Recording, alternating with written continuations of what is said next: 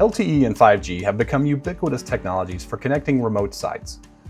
Whether you need to reach a small office, retail store, remote machine, sensors, highway signs, safety camera, public park, school bus, public train, fire truck, police cruiser, or manufacturing robot, these connections are everywhere. Although wireless WAN connections have long been used as backups or disaster recovery, the bandwidth and reliability available today means they're often used as a primary WAN circuit with fantastic flexibility and cost savings. It's hard to find a network challenge today that doesn't have an LTE or 5G connection considered as part of the solution. For example, at Fortinet, we build 5G LTE modems into our FortiExtender gateway devices, as well as some of our FortiGate firewalls. We have FortiExtenders available for indoor, non-rugged environments with a single radio, as well as outdoor flavors with 5G and Wi-Fi that can survive the elements. Rugged models designed for moving vehicles or outdoor cabinets with single or dual radios and Wi-Fi, as well as everything in between. FortiGates come in a variety of flavors, including single 5G and dual 5G industrial versions, as well as plenty of indoor models that can add LTE or 5G through a connected FortiExtender. You're really spoiled for wireless WAN options with this portfolio, which can be confusing. Hi, I'm Matt Bullock, Principal Engineer with Fortinet. Today, I'll try to demystify some of those choices. What are the advantages to a dual carrier single modem platform, and how do the capabilities change when you have dual modems with up to 4 carriers? I'll be using the FortiExtender Vehicle 212F today, which lets me show these differences clearly. But the principles, configurations, and advantages will be similar on other FortiExtenders and FortiGates. To start, let's take a look at the platform architecture at a high level. First, we have the FortiGate or FortiExtender providing all the advanced functions that we won't be digging into today. We're also going to ignore the wired LAN and WAN interfaces. While they all have a role to play for system selection and availability, what we care about today are the 5G or LTE modems. All FortiGates or FortiExtenders have at least one 5G LTE modem, or they can be connected to an external modem. Most modems have 2 SIMs representing different carriers. However, since they share a single modem, only one carrier can be active at a time. This is an important concept since carriers typically tweak and certify firmware for their network. That means a modem can only connect to a single carrier at a time. If it wants to switch to the second carrier, it normally needs to load a new firmware image and reboot the modem. That's not the same thing as rebooting the entire FortiExtender or FortiGate, but it does take some time. Let's see what we're talking about. Here we have a FortiExtender vehicle with 2 different carrier SIM cards in modem 1. This happens to be T-Mobile and Verizon in the US, but the specific carrier really doesn't matter. Right now, SIM 1 from T-Mobile is active with SIM 2 from Verizon on standby. The configuration for modem 1 is essentially default. We can configure the modem to switch carriers based on how much data we have in the data plan, the number of carrier disconnects, low signal strength below a configured threshold, or in response to a health monitor that continuously checks connectivity on the interface. That gives you a lot of important flexibility for your deployment, but I'm going to be forcing a carrier switch manually, so none of that is really configured here. To begin, I'll start a continuous ping from my laptop connected to the FortiExtender. We can see that modem 1 is currently connected with an IP address and good signal strength. If I open up the FortiExtender console, I can issue the execute SIM switch modem 1 command to force a carrier switchover on demand. Looking at our ping, you can see that we've lost connectivity. Back on the dashboard, modem 1 is going through a firmware upgrade to switch the modem firmware from T-Mobile to Verizon. Let's watch the pings to see how long this takes.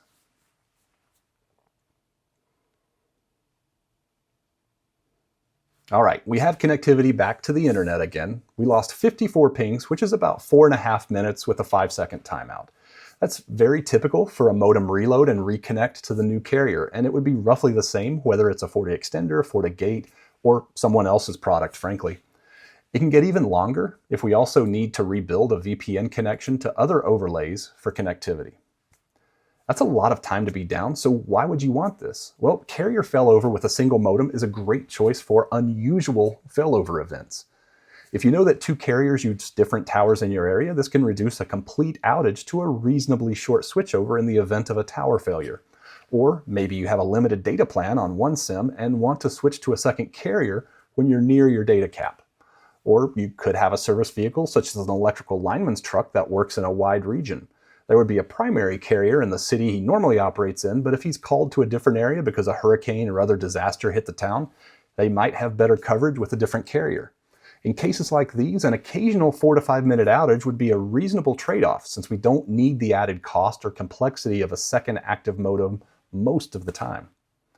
Let's go back to our platform architecture to look at another option. Now that we understand how a single 5G LTE modem behaves, we know that if we want to reduce our failover time or have simultaneous connections to 2 different carriers, we're going to need to add a second modem, and that's exactly what we do. There are FortiExtender and FortiGate models available with 2 internal modems. With these platforms, we can have 2 active carriers and 2 standby carriers per system. With FortiGates, you also have an extra option to consider. When a FortiExtender connects to a FortiGate in what's called WAN extension mode, their 5G LTE interfaces become extensions of the FortiGate itself. That's where we get the FortiExtender name. It's possible to have a single FortiGate with or without its own 5G LTE interfaces, having multiple active 5G LTE interfaces on connected FortiExtenders. The FortiExtender can be located on a higher floor or near a window with the best coverage, while the FortiGate sits in a basement or a wiring closet. This flexibility gives you lots of tools for building redundancy into your network design. Let's use the same setup we had before. This FEV212F has 2 modems. In the first demo, we had only 1 active. For this case, we'll turn on the second. Let's see the dual modem failover in action, and then I'll explain the configuration just a little bit more. Like before, I'm running a continuous ping from my laptop out to the internet. This time, I'll reduce the timeout to 1 second. Most applications wouldn't notice these failovers, and we sometimes miss it even with a short timeout ping. I can force a failure in the interface carrying this ping simply by shutting down the LTE interface. Going back to the ping, even with a 1 second timeout, we normally don't lose more than one of these, but we do sometimes see a change in latency on the second carrier. All right, we just failed over to the second carrier. Our ping is now flowing over the other modem and the other carrier. Let's turn that second LTE radio back on and look at how this is set up. We're using the virtual WAN infrastructure on the FortiExtender. If this were a FortiGate, we would be using SD-WAN. Virtual WAN serves the same general function as SD-WAN, but it's much simpler and made for simpler deployments on FortiExtenders. It's a subset of what we can do with SD-WAN, which makes it great for a quick and simple demo like this. Here we have a single virtual WAN configured with 2 members. We're doing redundant load balancing for traffic, which keeps traffic on the higher priority interface until that one's marked unhealthy. So how do we determine if a member interface is healthy or not? Obviously, if an interface goes down, as in our demo, that's easy. But we want to stop using an interface when the performance goes outside of what we consider healthy. We do that with a health check. In each virtual WAN member, we specify the health check for that interface, as well as the health parameters, packet loss, latency, or jitter, that we want to use to mark the link healthy or not. A health check is a straightforward performance monitor running in the background, generating active probes across a link. In this case, I'm sending a continuous ping out to the internet through each of the LTE interfaces. This health check runs continuously once I have it configured with the performance data, passing on to other system functions, such as virtual WAN, for their use. This is another important distinction between single and dual modem setups. In a dual modem setup, I can create health checks running continuously across both carriers, and I can use virtual WAN or SD-WAN on a FortiGate to continuously choose the best carrier at any given time. In a single modem setup, I am only connected to a single carrier at a time, so I can only run a health check on that one carrier.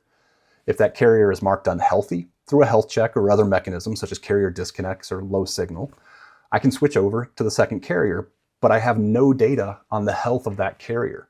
Hopefully it's better than the carrier we just switched from, but it might not be.